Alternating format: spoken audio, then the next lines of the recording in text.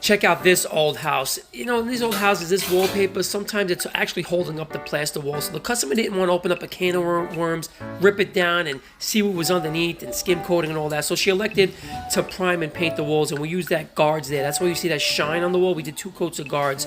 We cleaned up the seams too. Some of the seams are loose. We ripped them off, sealed them, and skim coated them accordingly. So there were a lot of wide gaps and inch-wide stress cracks from, you know, settlement. Like I said, old building, we had to fill those. Old window frames, tons of caulking. We wasted we used about a case of caulk in this house. Everything needed 2 coats, all the wood trim. Ceiling patches galore, you can't really see those. There was tons of those. This is me just applying another coat to the seams and make sure they're nice and smooth.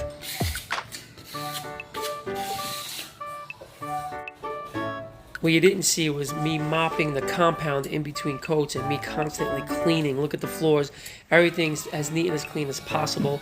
I'm painting the walls this flat paint right here. So I just decided to move over, and while I was cutting the walls, just cutting the window frames with it.